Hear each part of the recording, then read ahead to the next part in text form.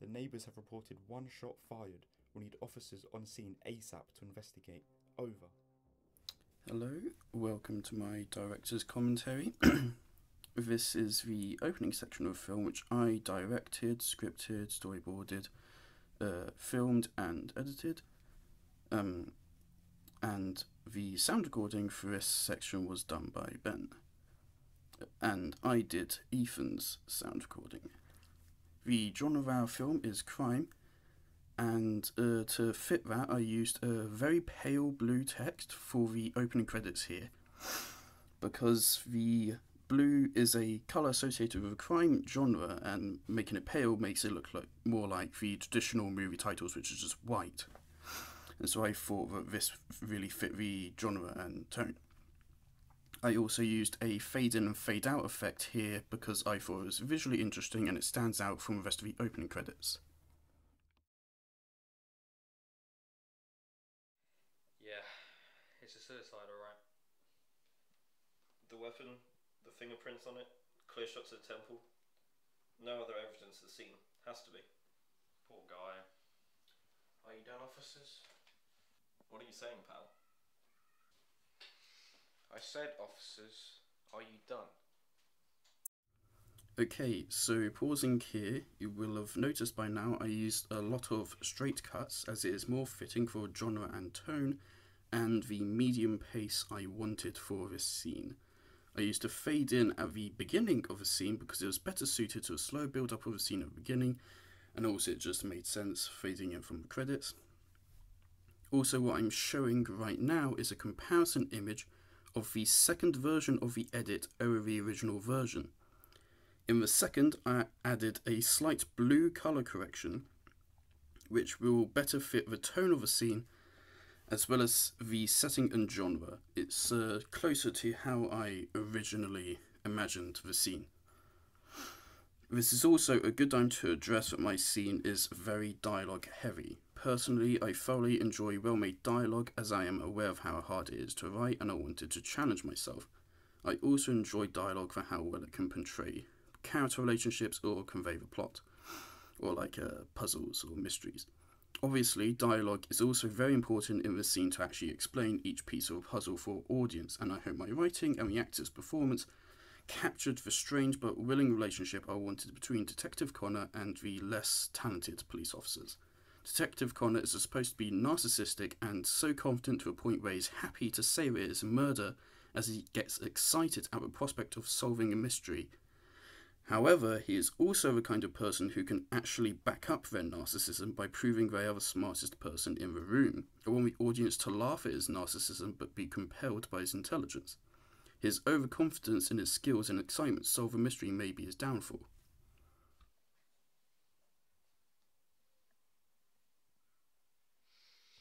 I do not mean to be rude, but this is my crime scene. Do not speak of such naivety. What do you mean? Okay, so pausing here, you can see my actor Callum trying to hold back laughter here. Despite this, I prefer this take to the alternate takes we had, so the audience would have to make their own headcanon for what Gumshoe finds amusing here. Gentlemen, this was no suicide. This is murder. Okay, so here I want to talk about the music of this scene. I was very apprehensive to use music at first, but after seeing the early versions of the edit without music, it felt like it was missing something, so I wanted to find a piece of music that communicated the excitement of putting together a mystery, the confidence and pride of Detective Connor, and the tone that both acknowledges the seriousness of crime and the occasional over-dramatisation in the crime genre. So I went with a musical piece called Man Down by Kevin MacLeod, a creator I've known about for literally longer than I can remember. I made sure to sync the music to a moment Connor confirms what he is thinking, as this builds a sense of momentum and adds more weight to his next line, and it reflects his mood changing from frustration at the officers to excitement at solving the mystery. I also wanted the music to be somewhat calming so that the audience can enjoy the characters instead of feeling tense. And how did you come up with that?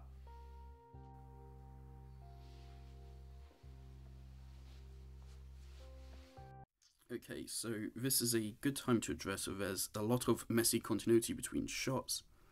If you look carefully, though it's more obvious to everyone that's actually there because we've been in environments, we know it was inaccurate. But you can see often people are standing in slightly different spots and in slightly different positions. And this was due to how we filmed the shots out of the chronological order when we were filming. We tried to film in the most practical order, but there were certain disadvantages to that. However, I'm very happy with the continuity between this shot and the last. Even the hand movement of Detective Connor here very well matches between the two cuts, as I cut the precise timing to get it to match. Gumshoe? Right. I'll prove that this man did not pull the trigger. Now when you look at this right here. Okay, this shot will be important in a second, so remember it.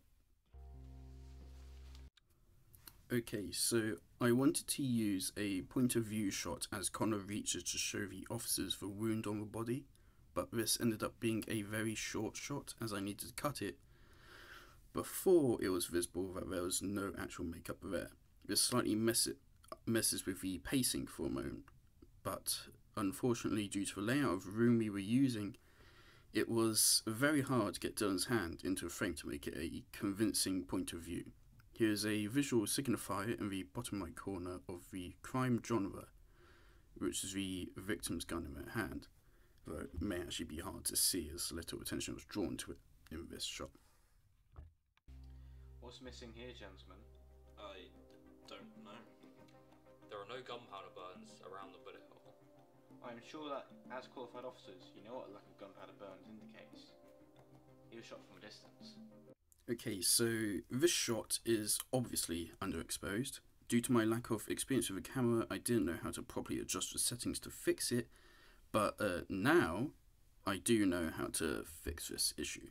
Here I faded out Man Down, the first piece of music, and faded in the second piece of music, I Can Feel It Coming, also by Kevin MacLeod. This piece is more tense and fast-paced, probably something more traditional for a crime genre, while still sounding vaguely similar to the first piece of music, so I can have a consistent soundscape in my section. This remains playing for the rest of the scene, and the credits I created for the earlier versions of this scene.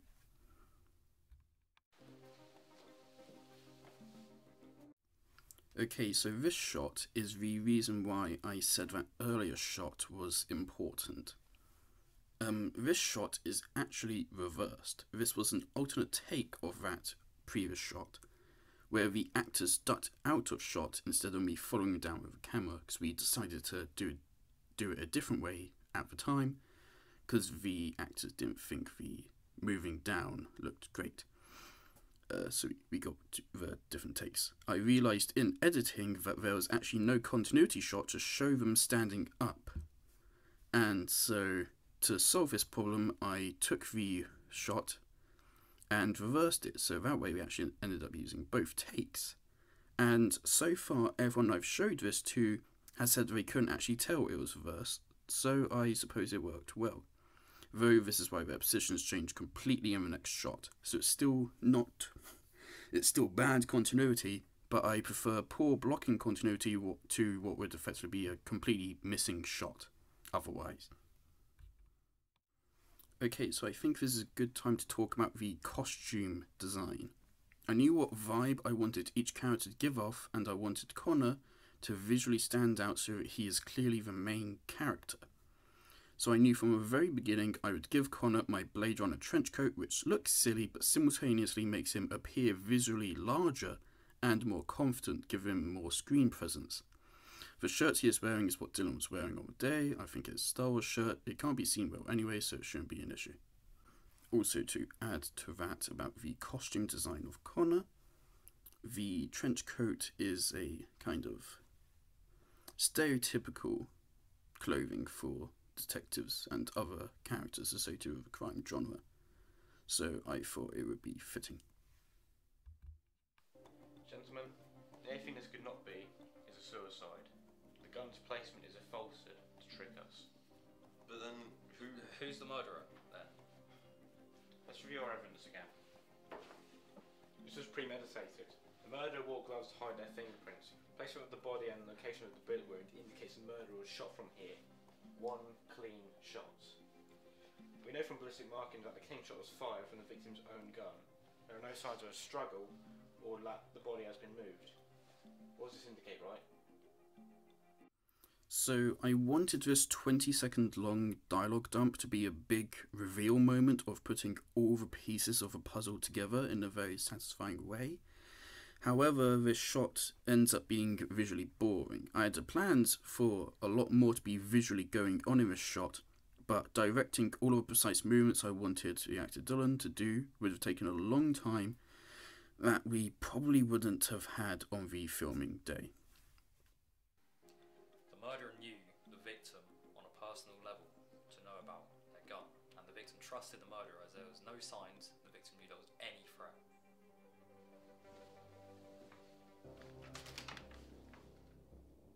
Have any of the victim's family members been called into question?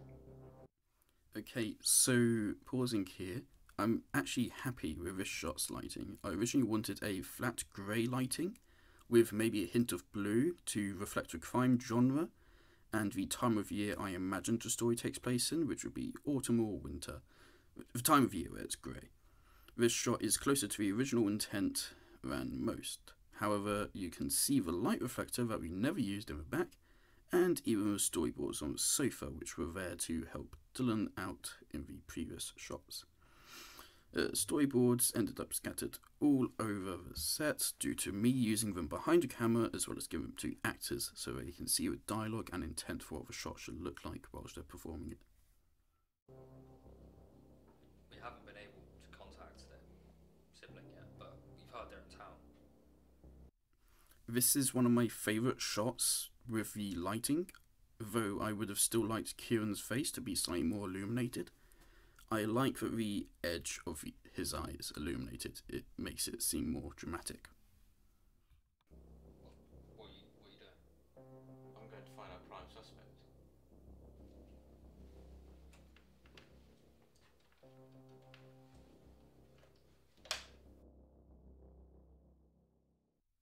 From here, this cut to black will transition into the next section, which is Ben's section of the film.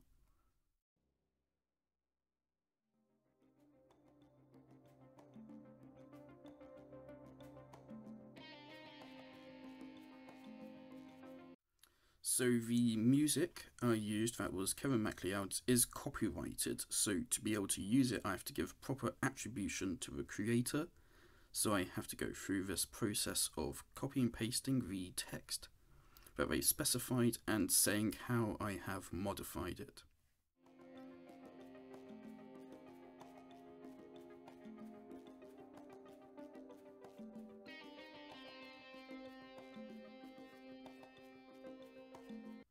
So overall I was happy with the performances from the actors and the section exceeds the necessary running time.